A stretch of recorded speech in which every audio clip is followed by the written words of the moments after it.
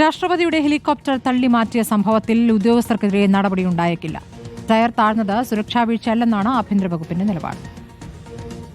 ഹെലികോപ്റ്ററിന്റെ tyre കോൺക്രീറ്റിൽ താഴ്ന്നുവെന്നത് ശരിയാണ്. അത് പക്ഷേ സുരക്ഷാ വീഴ്ച അല്ല എന്നതാണ് സംസ്ഥാനത്തിന്റെ വാദം. ഹെലികോപ്റ്റർ ഹെലിപ്പാഡിൽ ഇറങ്ങേണ്ട എച്ച് മാർക്കിൽ ഇറക്കാതെ 5 അടി മാറി ലാൻഡ് ചെയ്തതുകൊണ്ട് മാത്രമാണ് അങ്ങനെ ഒരു പ്രശ്നം ഉണ്ടായതെന്ന് സംസ്ഥാനം നിലപാടെടുക്കും. ഹെലികോപ്റ്റർ തള്ളേണ്ടി വന്നതും അക്കാരണത്താലാണ്. ഗുരുതര സുരക്ഷാ വീഴ്ച ആയിരുന്നുവെങ്കിൽ രാഷ്ട്രപതി പ്രമാടത്തെ ഹെലിപ്പാഡിൽ നിന്ന് തന്നെ തിരിച്ചു പോവില്ലായിരുന്നല്ലോ എന്ന ചോദ്യവും ഉദ്യോഗസ്ഥർ ഉന്നയിക്കുന്നുണ്ട്. പ്ലാൻ ബി എന്ന നിലയിൽ പ്രമാടത്തെ സ്റ്റേഡിയം കണ്ടുവച്ചിരുന്നുവെന്നും മുമ്പ് പ്രധാനമന്ത്രി അടക്കം ഇറങ്ങിയ സമയത്ത് പ്രത്യേകം ഹെലിപ്പാഡ് നിർമ്മിച്ചിരുന്നില്ലെന്നുമാണ് പത്തനംതിട്ട ജില്ലാ ഭരണകൂടത്തിന്റെ വാദം.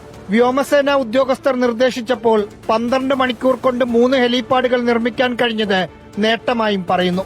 അതേസമയം ഇതുവരെ കേന്ദ്ര ആഭ്യന്തര മന്ത്രാലയമോ രാഷ്ട്രപതി ഭവനോ വിശദീകരണം ചോദിക്കാത്തതിനാൽ ഇനി അതുണ്ടാവില്ല എന്നാണ് സർക്കാർ കരുതുന്നത്. റഹീസ് റഷീദ്, റിപ്പോർട്ടർ, തിരുവനന്തപുരം.